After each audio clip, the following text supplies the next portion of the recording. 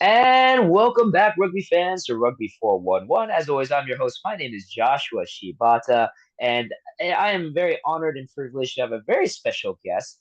Some of you may know him if you've cruised with the social media of rugby, which I know there's not a lot of that yet. But of course, with recent news with MLR with ESPN, of course, we have the Rugby World Cups, men and women going to be in America in 31 and 33. You're definitely going to be seeing a lot of more social media content from rugby. And of course, you're going to be talking to one of the OG guys here in America with rugby content from Rugby Morning. Give it up for John. John, how you doing, brother? Welcome to the show. Josh, thank you, man. I appreciate it. Thank you for the invite. And hey, I gotta throw kudos right back to you, man. I've been digging the 411, like the videos. I'm excited to talk about our top tens. I've got a bone to pick with you, man. I'm not gonna Yeah. spoil it yet, but I should be wearing my Old Glory DC hat. But we'll get into Ah, it.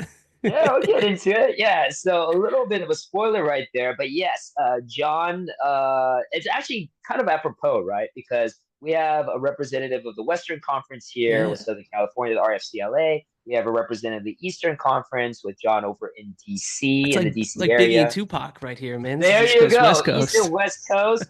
Though, sadly nowadays, John, I don't know if too many people will get that reference now. Yeah, right.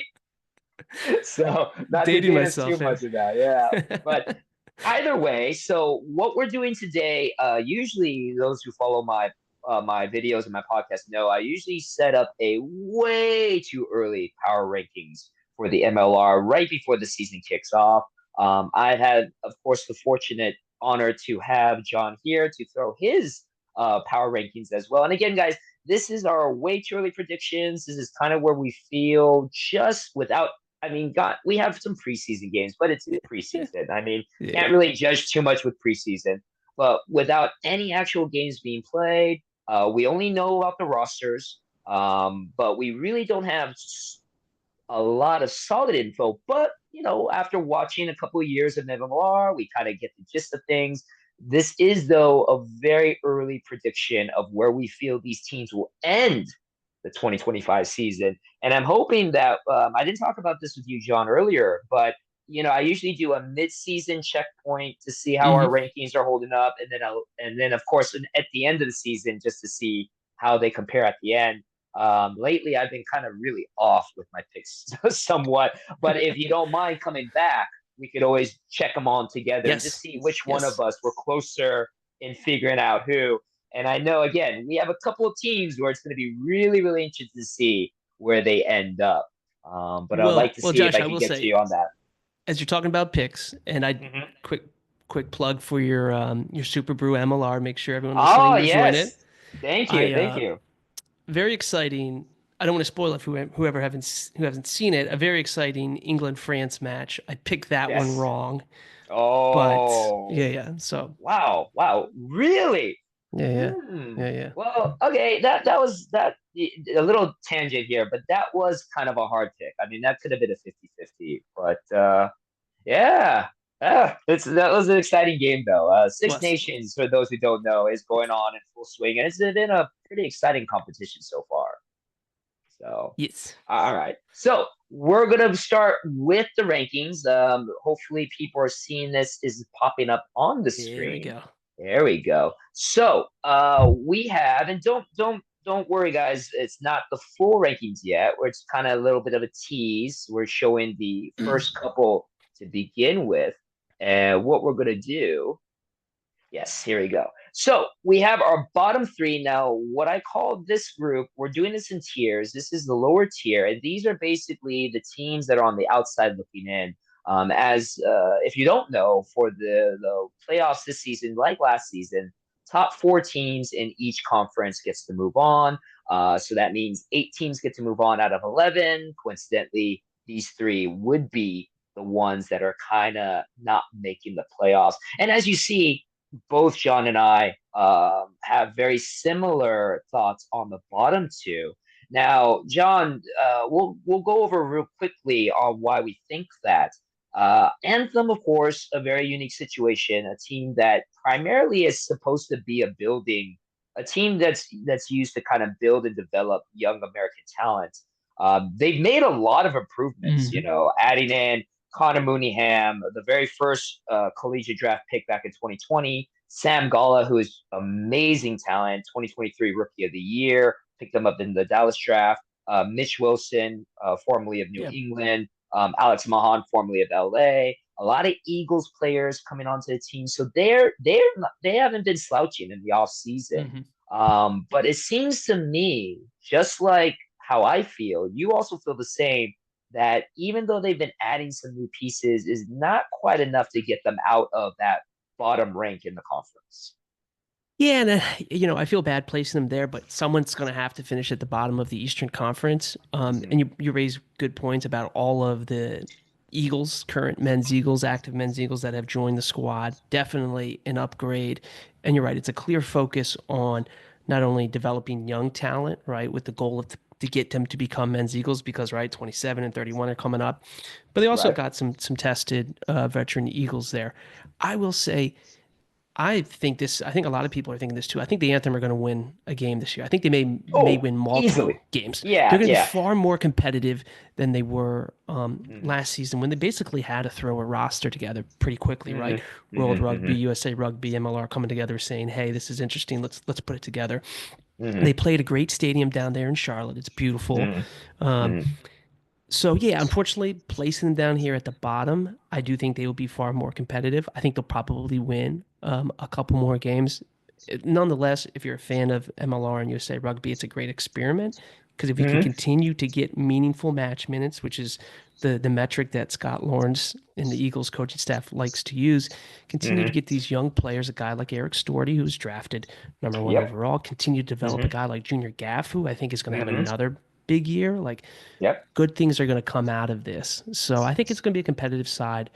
Um, but I think, yeah, they'll probably be finishing at the bottom of the Eastern Conference. Yeah, Yeah. and I made the statement, and I'm still backing behind it.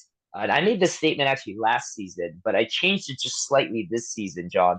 I predicted that Anthem will win at least two games. Yeah.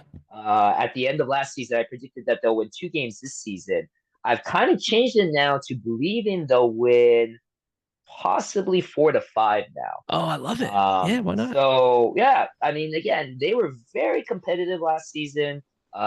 Came on the short end of a couple of games where maybe if the ball bounced Hmm. the other way, if a call was called differently, could have maybe walked away with a victory here and there. So they are definitely on the rise. But like you said, there's got to be somebody that's on the Yeah. bottom. The Yeah. Eastern Conference is looking to be the more competitive conference with the fact that you do have a full six teams. You have New England, you have NOLA, you have Chicago. You have to play them both twice. That's a lot of losses potentially there. So definitely, I agree with your assessment on Anthem. Now let's move just quickly to Utah. Unfortunately, Utah just seems to be a team to me that you look at some teams, and we'll go over this with like RFCLA and Seattle, and Chicago. You see these teams that have kind of really bolstered up their rankings, their squads in the Hmm. off season, and it just feels like Utah really didn't do that. And unfortunately, Utah also really struggled last season. So just pure logic on my end. I feel if you have a squad that really struggled, they finished 5-11 last season, and now you pretty much bring back the same squad, but minus Mike Manson, who was Oof. no doubt the best player in that squad, one of the best Yeah. players in the league. You lose him, you lose Paul Mullins. Hmm. It's and you didn't really add anybody else to the squad, or at least not disrespecting anybody on the squad, but not anybody where you feel they boosted a little bit higher. I just don't see Utah going anywhere but the bottom of the Western Conference. And so I'll get to that. The, the wacky thing about the Western Conference this year, right, is that there's only five teams in it, so only Right. four go. So Hmm. like even if Utah being at the bottom, they still might be like going into the last week or two with a chance to make the playoffs. So just Very because true. they're Very at the true. bottom of the Western Conference doesn't mean they're not going to be competitive. To your point, there's been a lot of changes for Utah. I mean, Caleb Mockney, another player, their fullback, Yep. just Yep. chewing things up. He was supposed to go to NOLA Gold, but he's Hmm. not coming back to MLR. I guess. Yeah. Um, I think his wife's having a baby, so he's going to stay down in New Zealand. Nick Oh, I Suchan, didn't know that. I didn't yeah, know yeah. that. Oh. Nick Suchan, a hooker who was 2 years ago in Old Glory, had a really good year, was up at Utah. Now he's gone. You mentioned Michael Hmm. Manson. I mean, the Hmm. dude crushed it. He's now Oh, got he himself was a super phenomenal. rugby contract. Yeah, Yeah. I mean, I talked about this with Jason Dom in an interview I Yep. did with him yesterday, I where listened to it. Yep. MLR is a great opportunity for a lot of foreign players, young foreign players who may not have been able to get, Yeah. the chance to start in their own countries to get some good experience and exposure here, and Hmm. then possibly get that contract that they were looking for Yeah. back at home. And that's Yeah. exactly what Mike Manson did. He had a phenomenal Yeah. season, 14 tries in 12 games, most tries scored in the season, and he earned himself a Super Rugby contract for that. So But can't but hate most on the. importantly, most Mhm. importantly, unbeknownst to Michael Manson, he helped me win a fantasy Major League Rugby There championship. you go. So There you go. There thank you, you Michael Manson. go. But yeah, There right. you He go. parlayed NPC to MLR and now Super Rugby, and Mhm. who knows Mhm. what's next for him. Another player that Right. Utah left who stayed in conference, Mika Kruse, Yep. dynamic with ball. So like, yeah, definitely some changes there. They did bring in some interesting pieces. I feel like the roster maybe has turned over a little bit, maybe a little Mhm. bit younger, but they brought in a hooker, Liam Coltman. He's in all black. He has got a few Mhm. caps. That's pretty cool. Logan Crowley, scrum half. I think he's got some good international experience. They still have, though, have some pieces though that make them still an interesting team and not a team to overlook because Utah does play a fun style of rugby. It's a kind of a maybe a run and gun, if you will. It's very Mhm. entertaining. Yeah, Mhm. if mistakes happen, the score could get away from them from a little bit, but they have the ability to counter pretty quickly and score. Granted, Michael Manson's not there anymore, but Paul Lasike is still there. Joel Hodgson is still there. Joey Mano, who 2 years ago was the league leader in try scored. They have Dylan Nell, their number 8, who was putting together a phenomenal season and then got a suspension and missed Right. about 5 or 6 games. So they Mhm. do have some pieces there. Zion Goings, a fun scrum half. Um, I think they'll be a fun to watch team. And I don't think they're going to be eliminated from playoff contention until further into the season. Another Sure. team you just can't overlook, but more than likely probably finishing in the bottom of the Western Conference because the teams above them we'll get to in a little bit are Mhm. the other four I think are contenders to represent the Western Conference. Right. And again, going off of that, and again, we will talk about this. It's just the improvements that they've made just seem to really outweigh what Utah has. I think that's fair. Yeah, I think that's a fair Yeah, assessment. Yeah. right. All right. So we're not going to touch, well, we'll talk about Miami just a little bit when we Yeah, get to the next one, but we're definitely not going to touch the Old Glory one just yet because I want to wait until we get to where you rank them as an Old Glory fan yourself. So let's move on now to our next slide. okay, here we go. Here we go. Trying to remember So what I have here. Yeah. yeah. So, and I believe me, I triple and double checked it. I Yeah, double yeah. triple checked this, so this is pretty accurate. But here we go now Yeah. with Yeah. our bottom from our 5 to 11 spots. So now again, we're going into the playoff clinch teams, but we're not in the top four yet. So there is still a little caveat because again, as mentioned before by John, Utah, especially with the way the Western Conference is, only 5 teams, 4 of them make it. Mhm. So technically, the last team still has a good chance, unless they could completely tank the Mhm. season, of entering in week 17, or I'm sorry, week 15, 16, 17, still possibly making it into the playoffs. So there is a possibility that one of these teams that we have ranked in the 7 and 8 spot maybe could, and it also could be in the Eastern Conference too, could slide out Mhm. of the playoffs. So these are kind of the teams that are on the edge, maybe are a solid pick, but you could see them maybe theoretically slide out. Case in point, Miami, the other new team that came in last season along with Mhm. RFCLA and Anthem. I have them ranked number 8. You have them ranked number 9. Not a big difference in contention between the two. But a team that honestly last season didn't do so bad for a debut Yeah. season for an MLR team. Just missed the playoffs by technically, I think 2 games, 10 points. Hmm. Technically 2 games they could have got in, which is again phenomenal for a first time franchise. So, but even so, we still, you have them kind of on the outside. I have them maybe barely squeaking by, but and you might be happy with the statement. Theoretically, I could see Miami falling out and Old Glory bypassing them into the playoffs in this. What do you think with Miami? Yeah, I think you'd have to be pretty pleased with Miami in their inaugural season if you're a fan because yeah, they won 6 games Hmm. and they knocked off the New England Free Jacks late in Yes. the season. They're a very competitive bunch. I don't think they got eliminated till maybe the second to last week of the season, but Yeah, I think certainly a so. team. Yeah, yeah, and I love what they're doing down there. Right, I love the brand that they're building. They're very much tapping into the Miami culture, the Miami vibe. A very strong Hmm. Argentinian influence down there, which is Yep. Hmm. fantastic. You kind of have to lean into that Miami Vice vibe if you want to get some attention for folks Sure. who maybe had not have seen the sport of rugby before. So totally lean into it. Seems like what they're doing down there is building and is fun. And look, they've got some players down there from that are capped Pumas, that are capped players for Uruguay. They've Hmm. got some capped men's Eagles down there. This is going to be I think they've improved upon last year, at least from what I've seen from the roster. That Miami to me is a little bit of a wild card because they could really be a true joker in all of this. And really, to your point, I think they have the potential to rise up. I think they're going to make.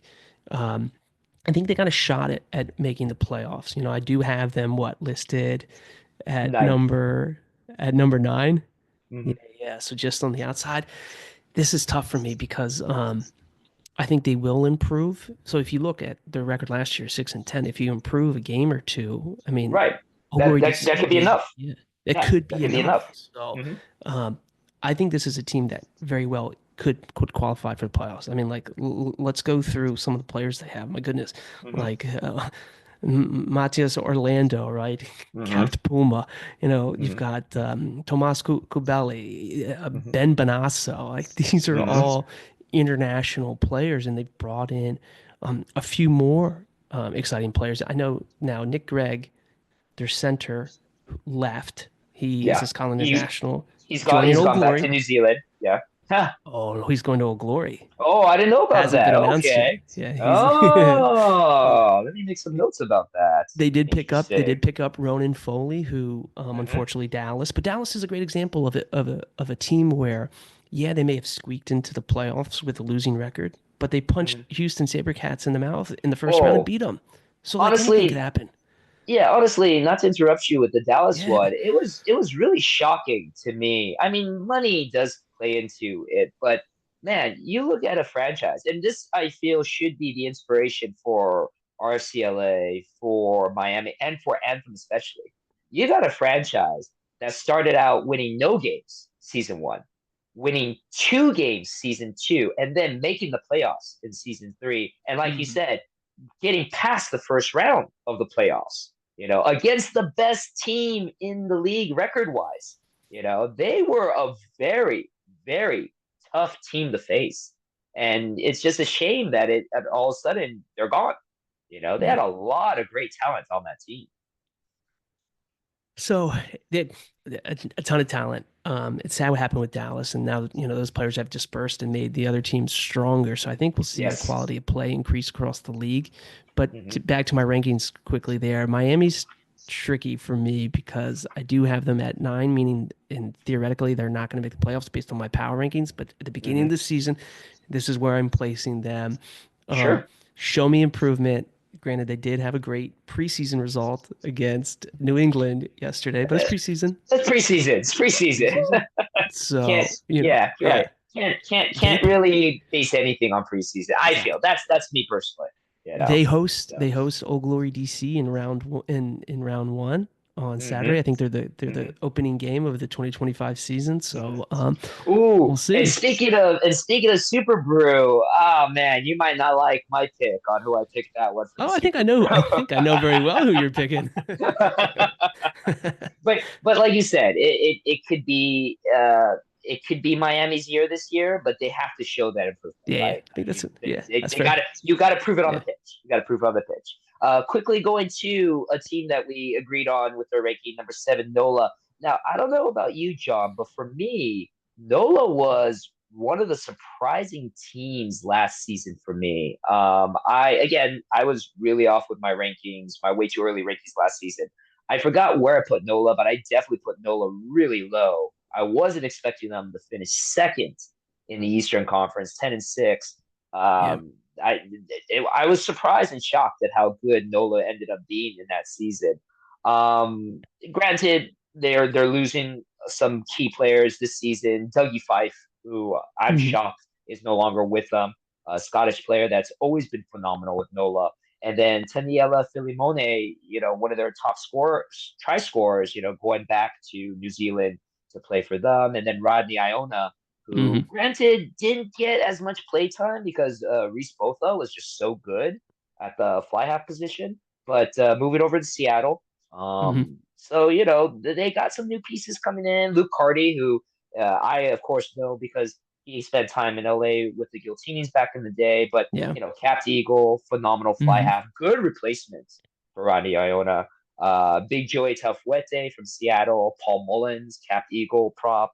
I mean, and of course, the biggest change for them is new head coach Danny Lee, which Mhm. was kind of a shocker in itself, moving from the West Coast to Eastern Conference, taking over for NOLA.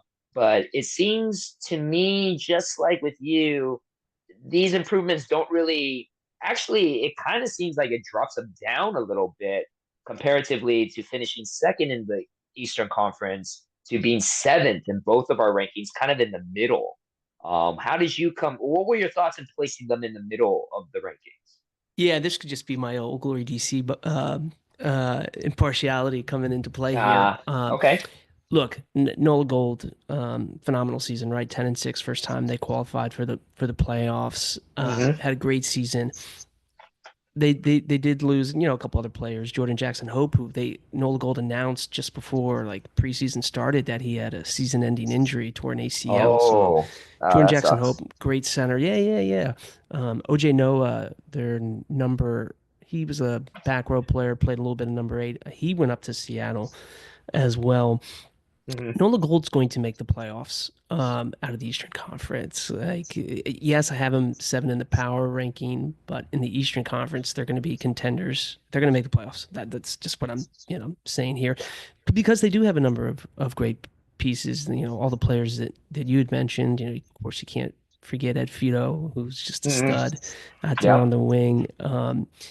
You know, JP Duplessis probably had a season that wasn't his strongest. I could see him bouncing back. But I mean, I think the biggest Sure. thing for Nola Gold and what they did in the offseason, certainly, new head coach and brings up, but they brought in some new owners, some new ownership from Hmm. France, very Hmm. familiar with the top 14, how things run. They brought in some French internationals, guys who played at a high Hmm. level at the top 14. That's probably going to raise the game up of a lot of players that are there. That this is going to be an exciting squad to watch. Again, they are going to be competitive in the Eastern Conference. Are they going to be the top 2 teams in the Eastern Conference? Very well could finish that way. Right now, I have them at 7. Some of the teams that do have a lot of turnover and they bring in exciting signings. I'm like, that's great. Let me see how they all mesh and play Right. together first Right. before I Right. feel like we can have a true sense of how they're going to be. Because yeah, on paper these signings look great, but Right. let's see how the first couple. Let's see how that first Sure. quarter of the season Sure. goes Sure. before Sure. I anoint them, top 2. So Sure. Sure. yeah, yeah, yeah, Yeah, no, I agree with you on that because we'll talk about them coming up, but Chicago is a great example of that, right? yeah. I mean, there's a team, if you don't know the history of Chicago, was literally the amalgamation of two great teams, the Giltinis and the Gilgronis, smashed together. It was like a super team, and yet they just really came out flat the last couple of seasons. Had to have a turnaround with firing Sam Harris as the coach at the Hmm. end of the season, near the end of the season before making the playoffs. But yeah, you're absolutely right. Things may look phenomenal on paper, but what's produced on the pitch may be completely different. So great point right there. Now, we're going to have our first kind of area of contention between the two of us. And of course, that's going to be with my team, Yes. LA. You're Yeah. ranking number 8. So, granted, still theoretically making the playoffs, but I'm kind of shocked that you have them as low as you do. Meaning that Yeah. Yeah. they barely squeak by Utah. That they just kind of slide that. Now, I'm not going to play my case yet. I would just like to hear your Okay. thoughts of why Gotcha. you feel Yeah. RFCLA are closer to the bottom than to the top where I feel they should be. Yeah.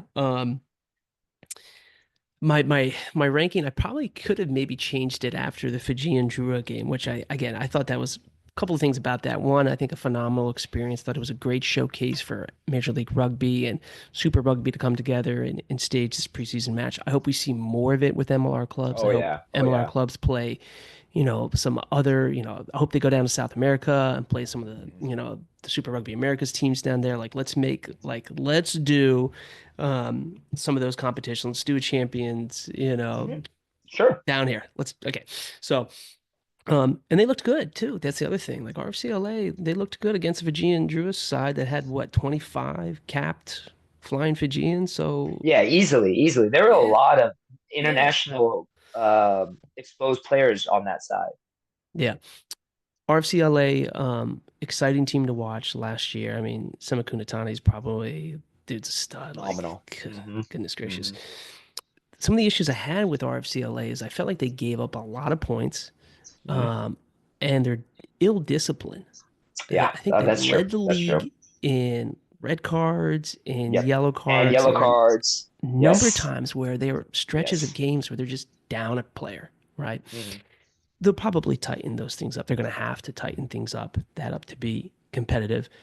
A lot of exciting changes. Certainly one departure. Jason Emery went to Old Glory Hmm. DC. I'm excited Right. for Oh, see what. you're gonna. I hope that you get to go to games and you get to talk to Jason. Jason Ewok Emery is a friend of the show. He is a phenomenal dude. So you got a great player in him. Well, it's funny you say his nickname Ewok because myself and Alistair Kirschpool, we do Glorious Rugby podcast. Mm. We interviewed Jason actually a week after you did, and Oh, we learned nice. about it. We learned about his nickname. We learned about how it Hmm. came about. So it's funny hearing you Hmm. call him Ewok. Um, so yeah, RFCLA, they're going to be a competitive bunch. I predict them in the preseason rankings to make the playoffs. This is a team, though, where it's not going to be hard for me to be convinced that they could be a serious contender. I mean, look at the players that they have Hmm. brought in. I mean, let's just start with a position that I know fairly well, but scrum half. I mean, Gonzalo There you go. Bertrandano, like, dude is a stud, like, Yeah. phenomenal player. What a hell of a get for them. And then look who he's passing the ball to. Hmm. You want to talk about another super rugby stud, but Christian Leafiano, like the guy. Hmm. Now, granted, you could say, okay, Christian's a little bit older, A little bit older. Yeah, a a little bit little bit older, older. Hmm. but I mean, so was Matt Giteau, and he played at a pretty high level, 40, 41. Even when he, Yeah. San Diego, like he seemed fit. We'll see what happens, if Christian has to come off, right? Like, I'm not Sure. knocking Matt Antisev, Hmm. younger player. I love the fact that, there's a domestic 10 that could potentially step on the field. Hmm. Certainly a lot of pieces they have brought in. Very heavy Australian, right? I think Nick Chan Right. and Matthias Jensen, both from, I think, out of Australia, Yeah. The challenging for Super Radwick, Rugby contracts. Radwick with the shoot shield competition. Yeah, Yeah. yeah, okay. And of course, Christian Dyer joining from Houston. I think Hmm. if they can really get the ball out wide, he could potentially have a really fun big season for Oh, him. Like yeah. Andrew Yeah. Coe, the guy Hmm. just scores points. Hmm. I mean, Reese McDonald, obviously. There you go. Sounds like, and it sounds like he'll maybe miss the first 2 weeks, probably be available for the home opener. I think, is that Right. in week 4, maybe? Well, the Week 3, return week home 4. opener because first game is our home opener. But then we But do okay, have a yeah. couple of games after that, and then we come Then he's back back. for Yeah. week 4. Yeah, Um, I mean, who else have they brought in? And they brought in yeah. another Eagle, Michael Fiagi. Billy Billy Meeks. Meeks. Yeah. You can't the return of Billy Meeks to LA.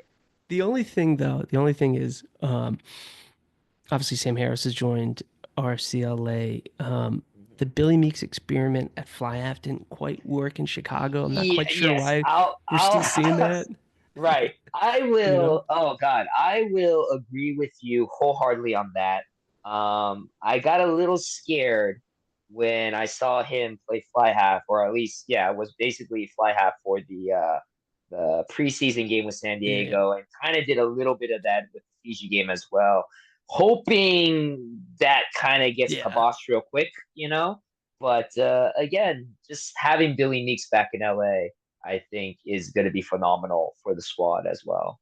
So I think they're going to make the playoffs, but I think Seattle, Houston, and San Diego are going to just be a little bit better than them this year. Ooh, But they could put it all together and be a serious sure. contender because there's a lot of hype going into the season based off of that Fijian Drua game and based off Hmm. of how they played in that second preseason game. You know, literally a week after playing that. This Yeah. could be they could be the wild card in the Hmm. Western Conference that could really muck things up for everyone else. Yeah, definitely agree with you on that. All right, let's now move to the final slide because then we have a couple of other things that we need to discuss about. Yeah. And here we go. So now, here is in all its glory, no pun intended, in all its glory, the full rankings for both of us. And yeah, so now let's talk about your squad, Old Glory DC, because obviously there's a big difference between where you place them and where I place them. Mhm. So I'm kind of, because you're the guest, I'm kind of letting you speak first on your point of view. So why and I'm not meaning this in a very disrespectful way because Yeah, yeah. anything can happen. But why do you feel Old Glory is going to be at number 4, going over a very competitive team like Chicago as well? How did you come up with that ranking for Old Glory DC? Yeah. I think the big thing with Old Glory DC is continuity. Hmm. Not a ton of turnover from last year. Yeah, And not a lot at all. yeah, so they brought in a couple players, right? We talked about Jason Hmm. Emery. They also brought Hmm. in Steph Hughes, who played for the Dragons in URC, who Simon Cross, the head coach of Old Glory DC, he's called him the best defensive center he has seen, and that's going to be a real big improvement for Old Glory DC this Hmm. year. Is that they tended to get maybe exposed a little bit out on the edge, and that's because the midfield defensive play wasn't the strongest.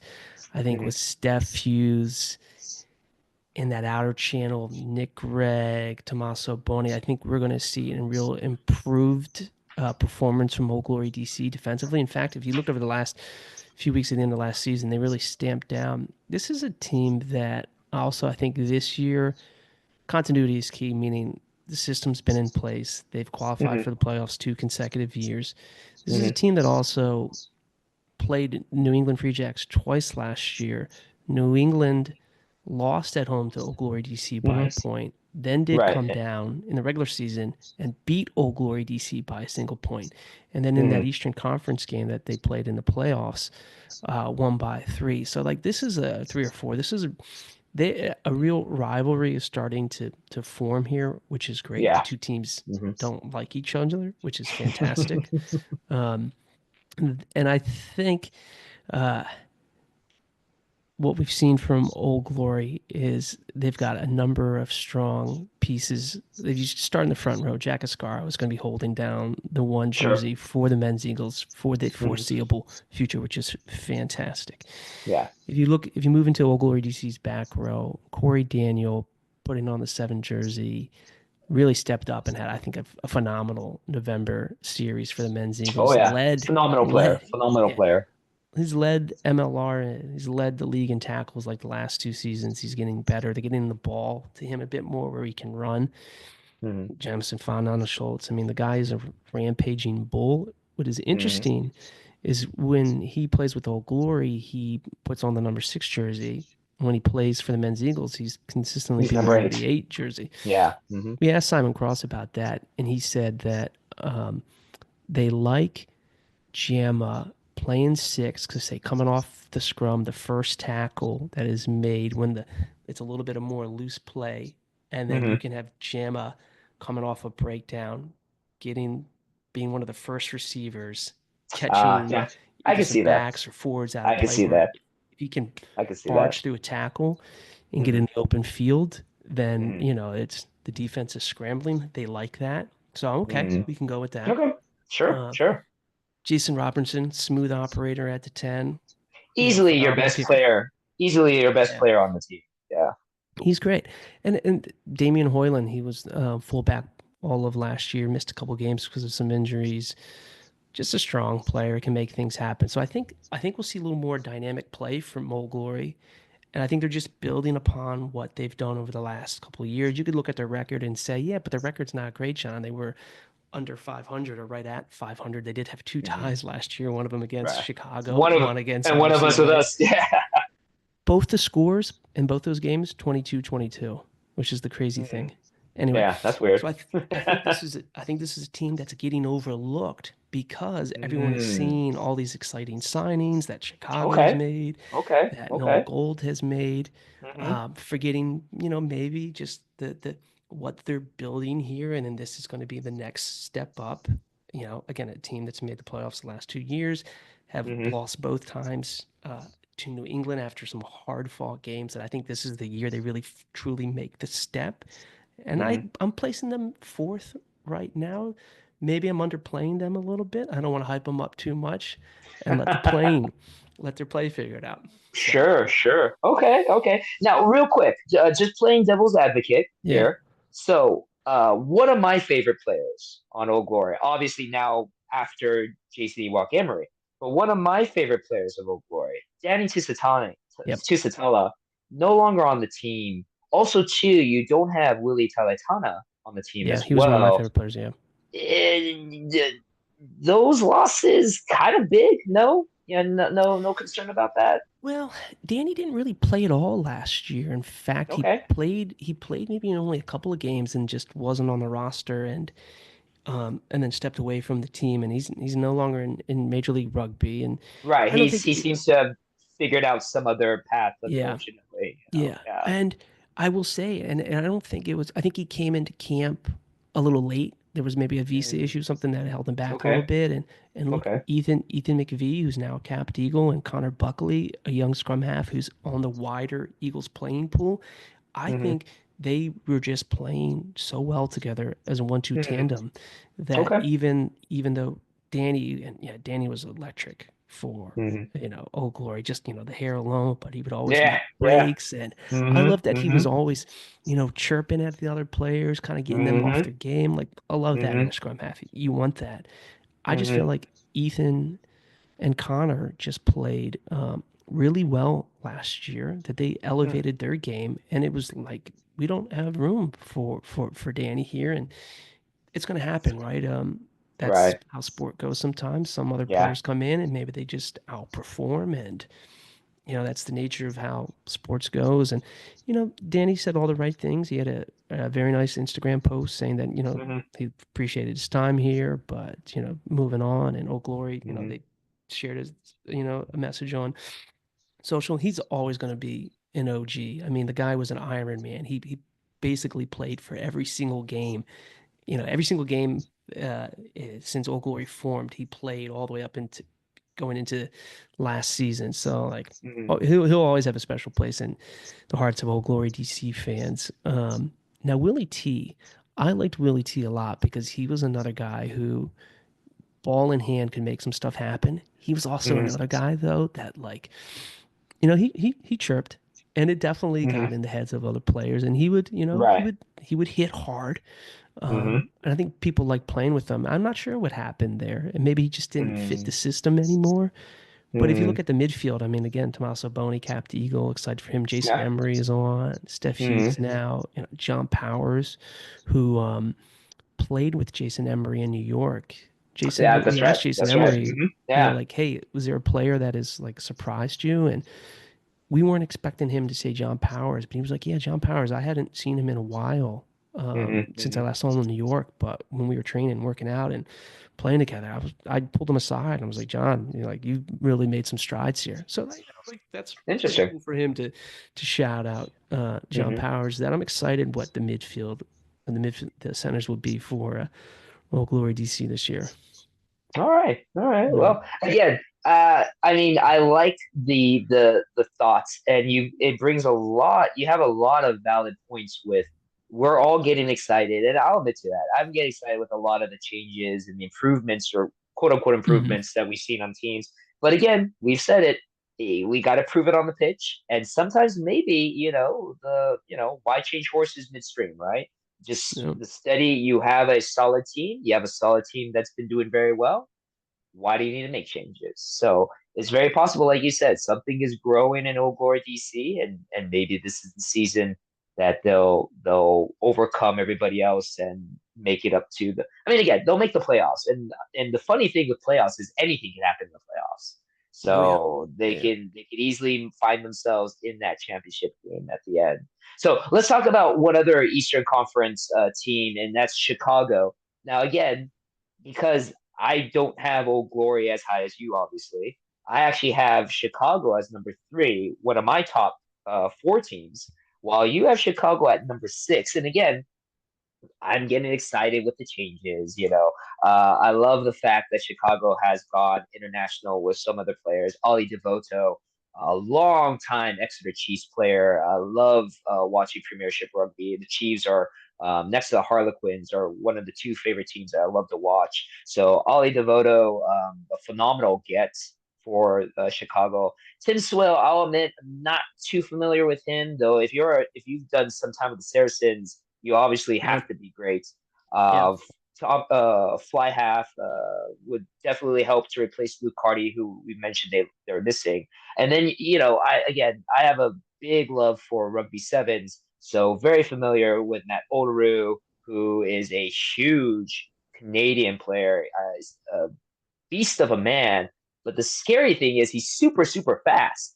So he's great to add to the team. And then Sam Walsh from LA making Hmm. his journey over to Chicago, young, talented player, fly half as well. And then, of course, you're bringing back all the great Chicago players we've mentioned before: Luke White, Bryce Campbell, Lucas Rumble, recent Sevens player added to the USA squad, Michael Hand, Michael Baska, Patty Ryan. All these people are Eagles. Yeah. Yeah. And of course, you got to mention Dylan the Butcher Fawcett, Yeah. scores the most tries out of anybody in Major League Rugby history. And then Julian Dominguez, Nate Osberger. I mean, again, it's a who's who of phenomenal players. And, Yeah. and we mentioned this before. It's funny how it's taken so long for Chicago to finally show results. But Yeah. despite all that, you got him at number six. I got him at number three. So you can see why I think they'll do great. Now, granted, we do Yeah. also have to mention new head coach Chris Hmm. Latham coming in. Like I said, unfortunately, they sacked Sam Harris, who's now with LA as attack coach. Now head coach Chris Latham, formerly Yeah. assistant coach to Seattle, was the head coach very briefly in Utah in 2020. Um, so again, maybe new system coming in. We'll see. Yeah. But again, Yeah. Chicago looks like a great, great team. So I'm curious as to why we have them low. Or is it just because just the way that the teams kind of fell into your rankings? Well, I think a couple things. One, I thought how Sam Harris left Chicago was strange because Okay. yeah, Okay. they were Yeah. they were trending up and then they were going down, but they were Right. putting together some strong results and then it was announced like Sam Harris was leaving. It Yeah. was very strange. Yes, it was. Yeah. Sam Harris teams score points, right? Like when he was Right. down in Austin, I mean Austin. the Yeah. Gilgrays Austin. Oh yeah. crushing it. Mhm. Chicago was scoring a lot of points last year. In fact, they may have been one of the highest scoring teams last year Could be. in the Eastern Conference. I think they were number two behind New England. And granted, a lot of Okay. teams were putting some points up when they played Anthem twice, Mhm. but Yeah, yeah, that would do it. yeah, that would do it. Um, you bring up great points, though. I mean, like, if you just look at, man, their backs alone, Oh they're God. subbing guys off. The guys that are coming on, there's no drop in Hmm. quality. Nope, nope, I mean, nope. like, we didn't even mention like Mark O'Keefe and Oh, Mark O'Keefe, yeah. yeah, who was capped as an Eagle just this past summer and played well in the Hmm. November test. Like, Hmm. they Ollie DeVito, right? Premiership Hmm. experience, and Hmm. yeah. I'm looking at this roster, and I'm like, man, these are just studs here. But you bring up a good point, though. Like, there's a new system coming in, right? Hmm. Yeah, there's a lot of quality pieces here, and you got to shout out Dylan Fawcett and also Patty Ryan, and like Hmm. look at all these players here. It's just, but after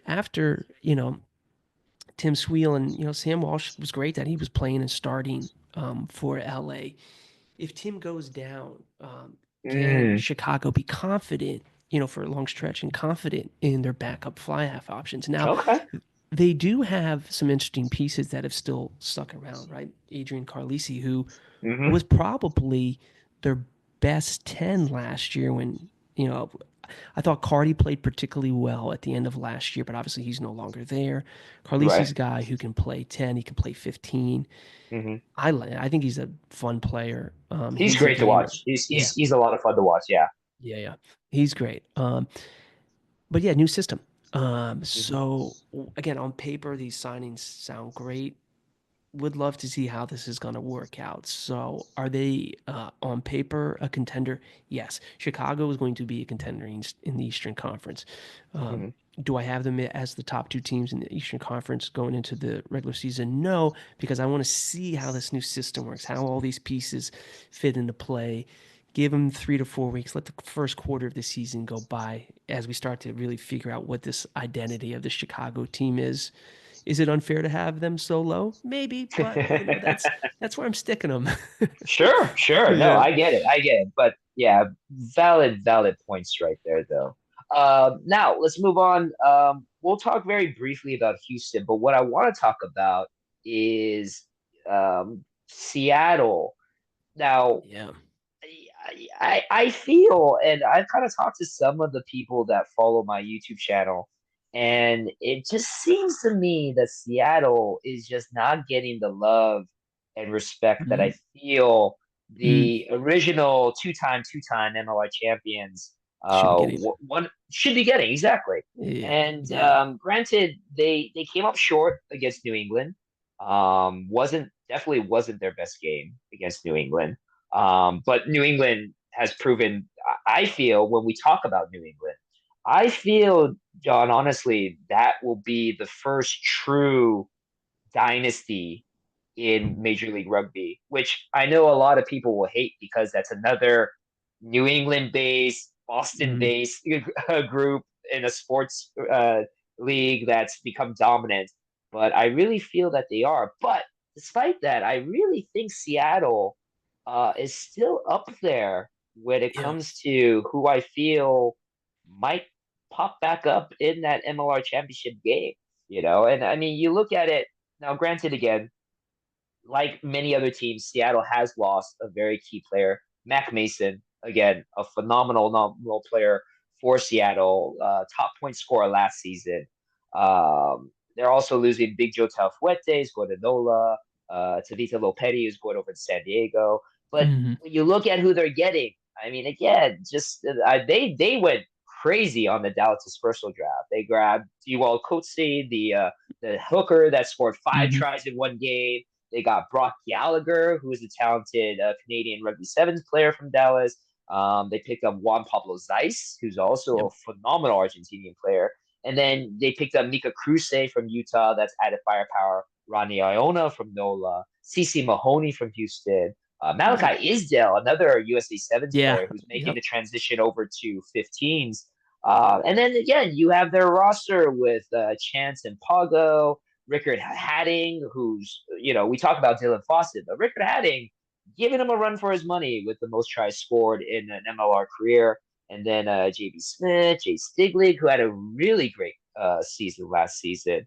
Um, Again, I feel Yeah. Seattle is kind of getting slept on by a lot of people. And I think maybe it's because of how the season did end very well for them against New England.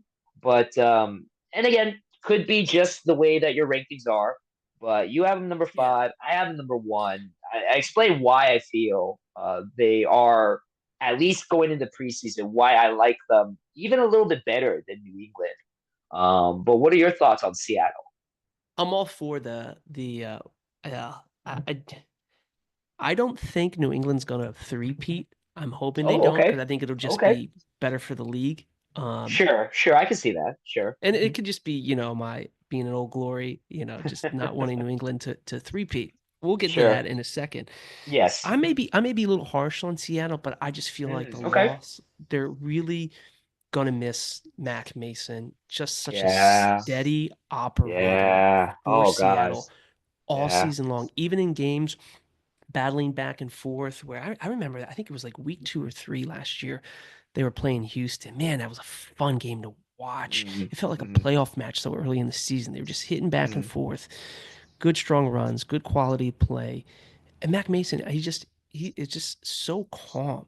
Like mm his heart's probably racing, but from the outside, it's like no emotion, just very efficient. Like was making all the right decisions, kept leading the team. I think they're really going to miss Mac Mason, and I'm not trying to downplay mm Rodney Iona at all, but Sure. Rodney was, as you said, Reese Botha. Rodney was playing a little bit of center last year, and he was playing hmm 10, and it was like, I think Rodney's a fun player to watch, but just something about Mac Mason is just being Oh, a yeah. steady operator. hmm If you look at, you know, I'll touch on the forwards in a second, but if you look at just on their backs, I mean, it seemed like they plugged and played on wingers, and they could just get guys that could score. I mean, hmm Futi, I mean, Oh, and then Ian all of a sudden, Foodie's great. Yeah. yes, yes. And then, Tony Pulu would come in and he would score. And then you would see this guy, Jade Stingling, and you're like, hmm where are these wingers coming from? South hmm Africa. But, Yeah. but, and then like when you had a guy like Duncan Matthews who mm wasn't seeing the field all that much because Devon Rousseau was just such a stud of a player that they were like, Rousseau is good. we need to get Duncan on the field. Let's move Rousseau to center a little bit. Like hmm Dan Creel, I mean, like again, another big, strong South African runner. I like JP Smith as a scrum half. He's a fun player. He's fun. Seattle Starfire, not an easy place to go travel. Nope. Like I Nope. feel like I'm building up the case that I should have them higher, and I probably should. See, I see, probably see. should. But I think the loss of Mac Mason, Mm, and I sure. hope Mac Mason comes back to MLR, because it wasn't like his Yeah. quality of play was down. I just don't know what happened there. There's if you want, and I told my YouTube channel this, I found an article on him Yeah. from the Australian news site. It's really eye-opening, and it answers everything about what happened to Mac Mason and where he is right now. I'll send you the Oh, link. yeah. It's Okay. really, really eye-opening, and it is a kind of a sad story Interesting. about him, and I hope he does come back because right Oh, now he's a little bit of spoiler. He's farming in Australia. He went back that's to his farm in yeah. Australia, Okay. and there's a lot of reason why, but he's not saying it's over for rugby, Yeah. but it's not an easy decision for him to make. Got it. So Yeah. Okay. so I'll Yeah. send you the article, you'll read it, and yeah. Yeah. So what's funny about the Mac Mason thing, and again, I kind of mentioned this as well. I liken it to if you remember Bodie Waka with New Mm-hmm. England, right? Mm-hmm. And Bodie Yeah. Waka, good lord, phenomenal player, Yeah. right? Yeah. Phenomenal. One of my favorite players when he was here. He leaves, right? Or at least he's on temporary leave loan to Japan. Yep. When they announced that, I was like, well, there goes New England, and this is New England didn't win Mm-hmm. anything yet. This is Mm-hmm. just New England was on the rise, and Bodine Walker was purely, in my opinion, the reason why. And as soon as Bodine Walker, they announced that he wasn't going to be, I was like, well, there goes New England. Like, now they're not going to be anything. But then along comes a guy named Jason Potros, right? And two championships later, who's Bodie Waka? You know, Yeah, yeah, so I kind of like in the Mac Mason thing. Now, granted, I don't think there's a Jason Potros for Seattle per yeah, se, but Seattle does have a yeah, lot of yeah. other players. But yeah, I can see where you feel Mac Mason is kind of that linchpin, right? That if you don't have him, does it Hmm. all just fall apart? Well, You yeah, I don't know? think it will fall apart. I mean, again, I still Okay, have them, qualifying for the playoffs and being sure, a sure. contender, but I just, I just don't think they'll be the same. And then maybe it is that Mac Mm, Mason magic, but yeah. sure, sure, sure. Okay. Yeah, it's going to be really interesting to see what happens with Seattle. I still think they have a little bit of magic without Mac Mason, but Hmm. I can see where the hesitation comes from your side. So now let's wrap it up. We're going to go with your number one, New England, my number two, New England. Is there any reason, John? And I know other than your fandom Hmm. for Old Glory and your hatred for New England, but is there any reason to believe that New England may not make it back into the MLR Championship? Because I'll prepare you right now. I'm gonna obviously ask you, way too early. Who do you think wins the Shield at the end, or at Yeah. least who's the two teams that are going to get there? Honestly, I feel it's going to be the two teams that you see at my 1 and 2, Seattle and New England. I think it's going to be a rematch of last Hmm. season's championship game. A very rare occasion, but I feel that that's what it's going to be. Do you feel there's any reason you have New England number one, but do you have any reason to feel that New England won't be making their way back to the championship game? Yeah, one, I love whatever everything that New England's doing off the field in terms of the way they build up the game day experience there in Mm, New England. It's like a festival. It's always sold out. They've got crazy fans that are loud. Like they're doing everything right. Like guys hmm. like playing there. One, yeah, there's a new coach now. Yes, he's Okay. familiar with the system. He was their coach a few years ago. Right. Ryan Martin, I think he's well Hmm. respected. But there's a little bit of change, right? They did, Right. lose a couple of players. Reese McDonald Oh, is a that's big huge. loss. Mitch Wilson, Hmm. just from Kentucky, Yeah. big loss, Hmm. right? And they've certainly Hmm. brought in some pieces, to fill in the gap there. And obviously the centers that they have, are phenomenal. Hmm. Yeah, Vian Conradi is coming back, who Mitch missed pretty much all of last year. Hopefully he comes back at the same level. Joe Johnston is back after being Hmm. gone for a little bit. Geronimo Gomez Var, one of my favorite players. That guy is Oh just yeah, fun to watch. Like, he's good. He's good. dude, you can tell that guy wants to win and cares. He just Hmm. plays with so much emotion, which I love that Hmm. about the Hmm. dude. I Hmm. When I saw that he was going to New England, I was so pissed. I was like, really? You're not there. And obviously Jason Patras, such a Hmm. steady Hmm. Hmm. operator there at 10. But last year, New England, obviously, they won it. And, people could say I'm, quibbling with this, but, New England, 11-5, they lost a few games at home, right? Sure. In what Sure. quote Yeah. unquote they call their fortress up there, Fort Right. Quincy. But Hmm. in week two, week three, Old Glory went up there and beat them. Nola And Gold which went up was a there, shocker. Yeah, almost that was beat a them back shocker. to back, right? Yep. Hmm. Hmm. Chicago won. I think they lost Hmm. to Seattle at Yeah. home. So like, I think it proves that okay, this is not a team that they're not the same team. Meaning, like we can go up there and beat New England, right? If you're a team coming Hmm. in there, right? So I think Sure. it kind of took them down a notch or two, or at least other teams to believe like, okay, yeah, they're good, but like, we're getting better. And I think that's what's happening. I think the Eastern Conference has gotten stronger. I think the quality of play has Mm. gotten stronger. That New England Mm. is not like a shoe in to three-peat this year. I think the clubs have gotten better.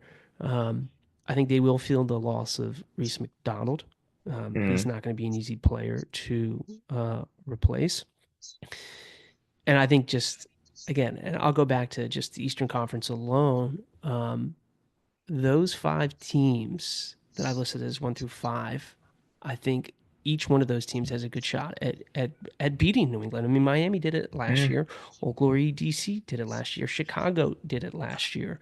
mm, NOLA Gold almost beat New England at home. So just on the basis of that, I feel the Eastern Conference teams should have a little bit more confidence to say, hey, you know what, like we can take down New England, we can take them off the throne. Out west, um, Houston had such a strong year last year, and hmm I hmm think Dallas just caught lightning in a bottle and was able to throttle Houston. Sure. I see Houston going to the MLR Shield this year. I just like what they've done. Wow. I like Okay. what Okay. they've built. Interesting. Yeah. They had a strong Mm, year last year. mm, Um, that they went 14-2 last year. yeah. They had, they scored a ton of points. Were they gave up the second least amount of points. I think improved this year. They had one signing a little controversial that fans made me to be happy about. Rufus McLean, right? The Scotland Mm, International who's come over. hmm He's got, Yeah. unfortunately what happened has happened. Houston made a signing. Yeah. Um, Yeah. but I think Houston, outside of that, right? hmm That's just one player. I think Houston is a Right. strong team. They've got a great culture Yeah. down there. They've got a fun hmm stadium down there. I see hmm Houston coming out of the West and challenging. And I Interesting. I don't think New England will repeat. Will they get to the Eastern Conference final? Probably more than likely because they're still a very, very strong team. But I think um it's of the interest of everyone else for a new champion to emerge this year. So Sure. that's how I'm Sure. throwing my dice this year. Okay. All right. Yeah. So then I'm assuming you're going to say MLR Championship game, June 28th. We still don't know where it's going to be yet, but June Yeah. 28th, MLR Championship game. It's going to be Houston and Old Glory. It'll be one of three teams from the Eastern Conference. Okay. Okay. Oh Glory, New England, or Chicago. Okay. Okay. I mean, it's so early, so it is hard to predict with that one. But if you I'll had to make me sure. Yeah. pick Gun to a team, head. Gun to head. I'm backing the boys in Washington D.C. Oh Glory D.C. There you Let's go. go. Okay, there you go. So for me, as I mentioned before, I think it's going to be Seattle and New England, back to back championship games appearances for both. But it will make you feel happy, and I Mm, agree with you. I think that a lot of fans, it would be a little bit more interesting if there wasn't a three in a row mm, MLR champion, but there still will be a three-peat champion technically. I feel Seattle will finally get that mm. third shield that they're looking for. I think that they'll find that improvement. Alan Clarkey, we forgot to mention, a Yeah. Great phenomenal. coach. Yeah. I was very fortunate, or maybe unfortunate, to be sitting next to Clarkey while he was coaching the game, Seattle against RFCLA. That dude's intense. That Yeah. dude is intense. You can tell he Yeah. wants to win every aspect of the game. Like just getting a ruck, he wants the boys to be there. He's intense. So I feel he'll figure out a way to get that shield. And I think that Houston prediction for you is pretty interesting because Houston, as you mentioned before, kind of doing the same thing that Old Glory did, right? Not too many signings, not too many big ones. Rufus McLean won the Oliver from the Dallas Dispersal draft. But other than that, kind of the same Houston squad that did really well last season, despite an early exit in the playoffs. But Yeah, I think I yeah, the loss of Christian Dyer makes me a little nervous, but that I think okay. the way they play that I don't know if I think Dyer's a better fit for LA, and Hmm, I think it's probably best for both teams, and it seems like sure. it's Dyer's landed in a good spot. But yeah, Hmm. there's something about Houston. I just like them. I like Davey Coates a lot, AJ Alatimo, Oh, he's great. whether they're playing tough.